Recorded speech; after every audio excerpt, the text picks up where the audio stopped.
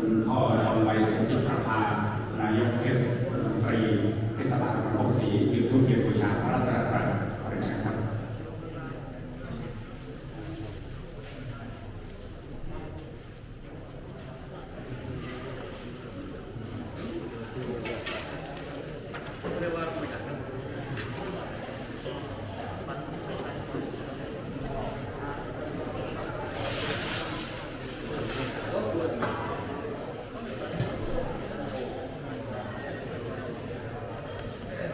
เตรียมกราบคำบูชาพระรัตนตรัยพร้อมกันครับอิมินาสการะนาตังพุทธังอภิปูชยามะอิมินาสการะนาตังธัมมังอภิปูชยามะอิมินาสการะนาตังสังฆังอภิปูชยามะอะระหังสัมมาสัมพุทโธภะคะวาพุทธังภะคะวันตังอภิวาเทมิสวากขาโตภะคะวะตาธัมโมธัมมังนัมมัสสามิสุปฏิปันโนภะคะวะโตสาวกสังโฆสังฆังนามิกราบพระอาราธนาศีลรับศีลพร้อมกันนะครับมะยังพันเตติสรณเนนะสหปัญจศีลานิยาจามะดุติยัมปิมะยังพันเตติสรณเนนะสหปัญจศีลานิยาจามะตาติยัมปิมะยังพันเตติสรณเนนะสหปัญจศีลานิยาจามะ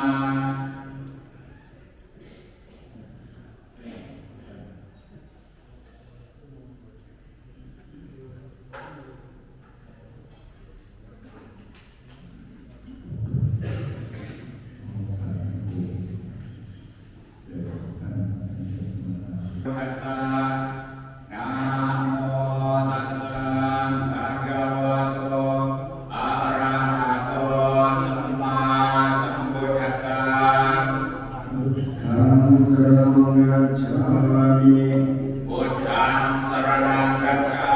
มิ ธัมมังสรณังกัจฉามิ ธัมมังสรณังคัจฉามิ สังฆังสรณังกัจฉามิ สังฆังสรณังคัจฉามิ ดุติยัมปิพุทธังสรณังกัจฉามิ ดุติยัมปิพุทธังสรณังคัจฉามิ ดุติยัมปิธัมมังสรณังกัจฉามิ ดุติยัมปิธัมมังสรณังคัจฉามิ ดุติยัมปิสังฆังสรณังกัจฉามิ ดุติยัมปิสังฆังสรณังคัจฉามิ ตติยัมปิพุทธังสรณังกัจฉามิ ตาติยัมปิพุทธังสรณังคัจฉามิ ตติยัมปิธัมมังสรณังกัจฉามิ ตังคัจฉามิ ติสรณังกัมนัยติตัง ปามะอันเต ปามาติปาตาเวรมเมติกาปดังสมาธิยามิ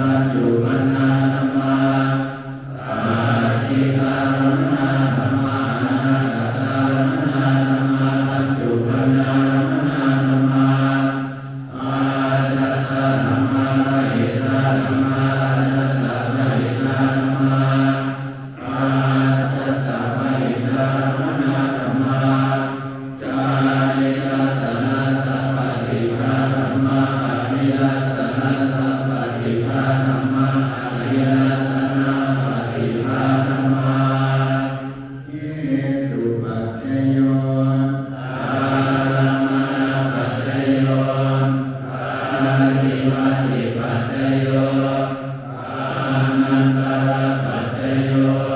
สัมมานันตระปัจจโยจานะปัจจโยอัญญมัญญปัจจโยนิสัยปัจจโยปุกานิสัยปัจจโยปุเรชาตปัจจโยอาชาชาตปัจจโยอาเสวนาปัจจโยกามปัจจโยวิภาคปัจจโยอาหารปัจจโยอินทรียปัจจโยฌานปัจจโยมัคคะปัจจโยสัมปยุตตปัจจโยวิปยุตตปัจจโยอาทิปัจจโยนาทิปัจจโยเอกัตตปัจจโยอาวิกัตตปัจจโยที่ทอดผ้าไตรมาสวดนะครับ มีทั้งหมด10 ไตรนะครับ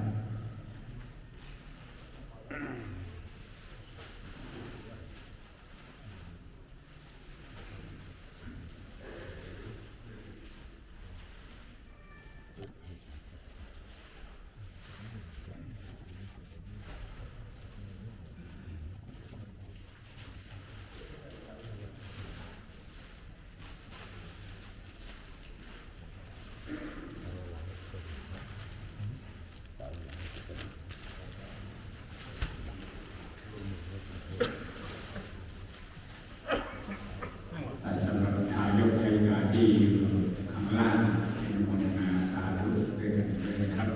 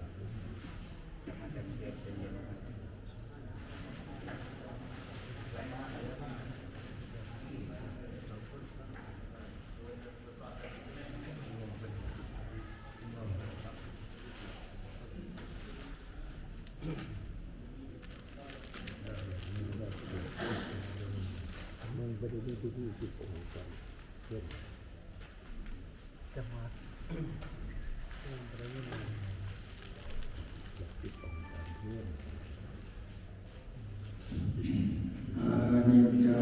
วัฏสังขาราทุกขานาวายธัมมิโนอุปัชชิตวานิโรสันติเตสังอุปัสสโมสุโขสัพเพสัตตามรันติจามะริงสุจามริสเรตะเทวะหังมริสามินัตติเมตัสสังสัยโยสาธุวันนี้ครบรอบ 50 วันที่หลวงปู่ได้ลาสังขารจากของเราไปนะครับจะเป็นศิษยานุศิษย์ฝ่ายบรรพชิตพ่อแม่ครูบาอาจารย์ก็ดีฝ่ายศรัทธาญาติโยมคารวะญาติโยมก็ดีนะครับครบ 50 วันในวันนี้เราผมในฐานะที่เป็นศิษย์ฝ่ายคารวะน้อมกล่าวคำบูชาหลวงปู่นะครับแรงศรัทธาสาธุชนที่ล้นหลั่งเปลวเทียนยังส่องอัมภัยให้10 ไม้ 50 วันเวียนครบนกนอกกาย กระแสสายทานรังริงถิ่นแคว้นงามคณะสงฆ์คณะศิษย์จิตอบอุ่นร่มใบบุญคุณหลวงปู่คู่โลก3เมตตารินกรุณาลังยังติดตาม ประจักษ์นามร่มไทรใหญ่ให้พระคุณทางสายธรรมนำวัดใหม่ให้คงอยู่ พ่อแม่ครูดุจอาจารย์ประสานบุญ94 ปีที่หลวงปู่ผู้การุณส่องแสงบุญด้วยคำสอนพรงดงามมาวันนี้สิทธิ์รวมใจให้ผ่องแผ้วทานหลังแล้วศีลหลังล้นคนเฝ้าถาม นิมิตตังกตัญญูผู้เลิศนามมงคลสามบูชาคุณหนุนน้อมใจ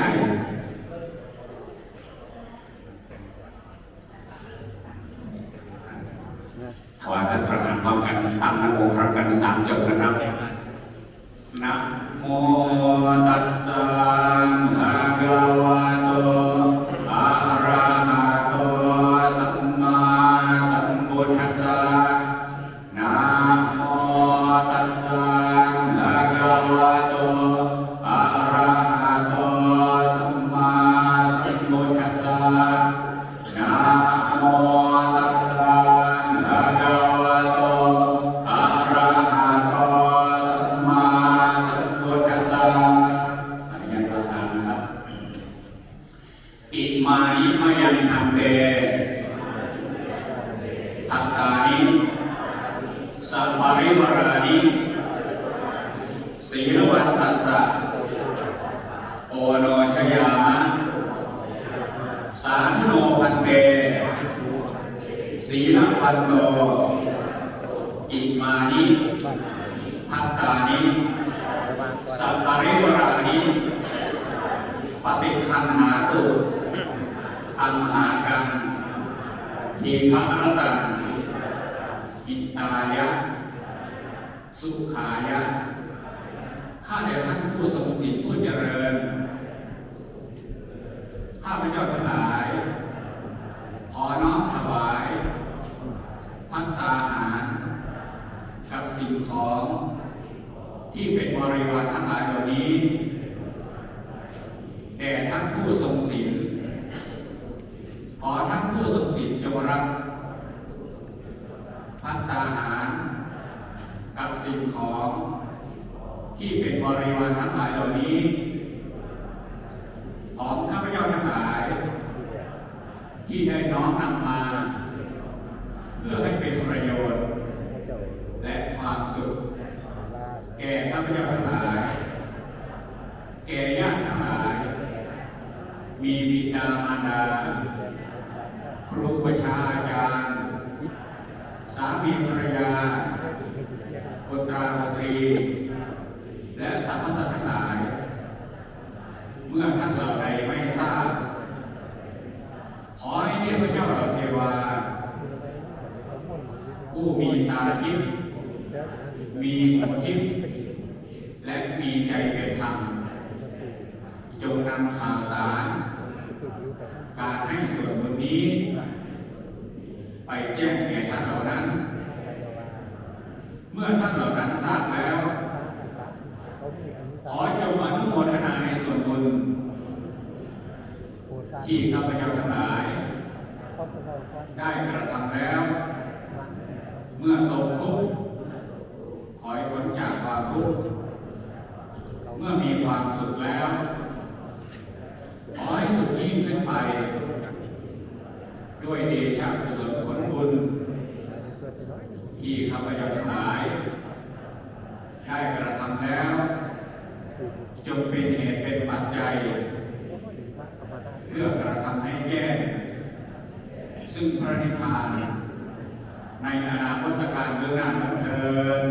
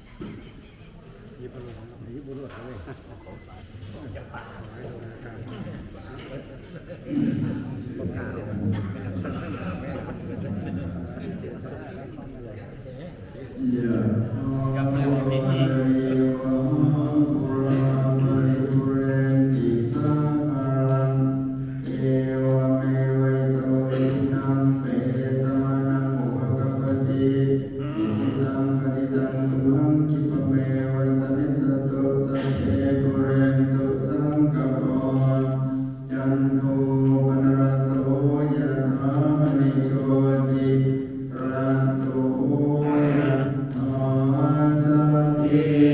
ติโยวิวัจจั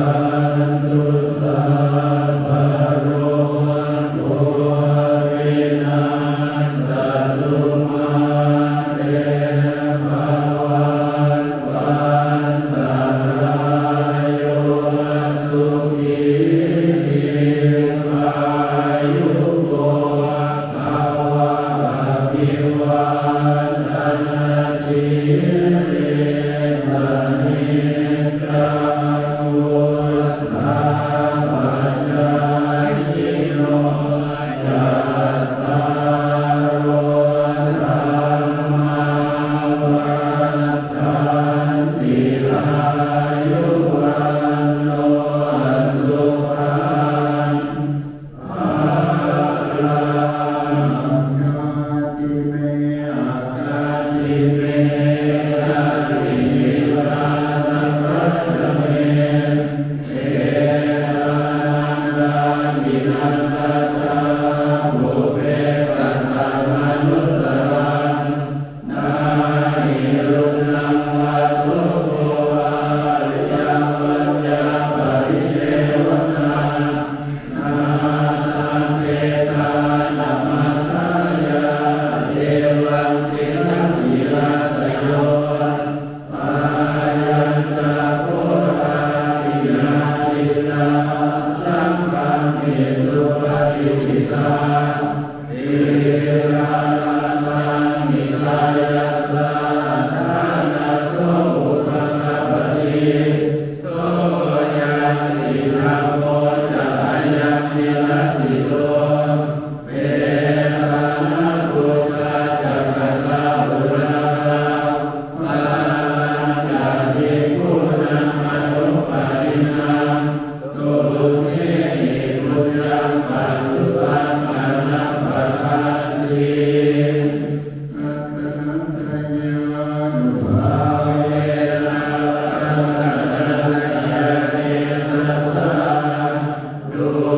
ขะโลกาภยาเวราสุขัสสะตุจุปันวาอานิวันตรายปิวินาสันตุอาเสสโตกายสิกขิธนังลาภังโสติปัปปยังสุขังพลังสิ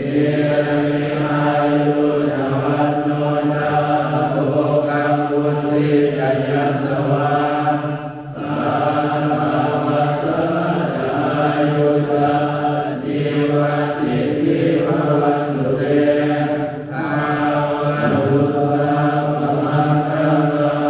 รักขันตุสัพพะเทวตาสัพพะพุทธานุภาเวนะสดาโสทิภวันตุเตภาวะตุสัพพะรังรักขันตุสัพพะเทวตาสัพพะสัมมานุภาเวนะสดาโสทิภวันตุเตภาวะตุสัพพะมังคลังรักขันตุสัพพะเทวตา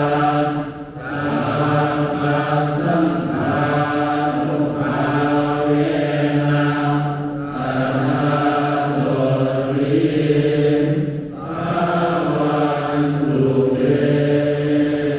สาธุ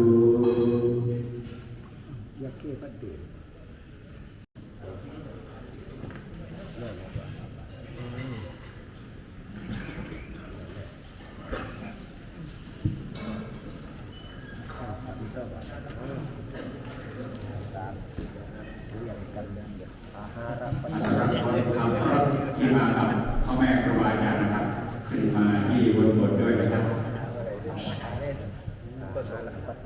เพราะว่านำเครื่องดนตรีทำไปที่รถนะครับคนขับรถนะครับ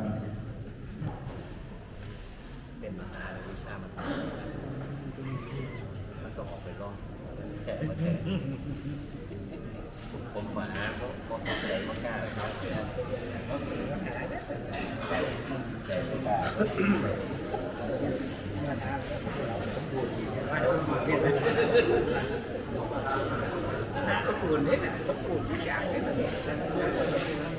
ายกผู้ชายนะครับ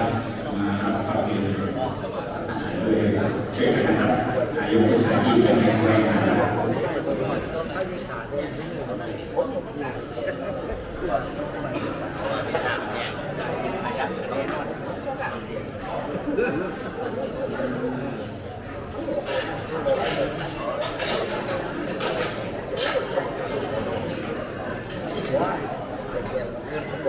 เดี๋ยวมันตายเนี่ยผู้หลงมันติด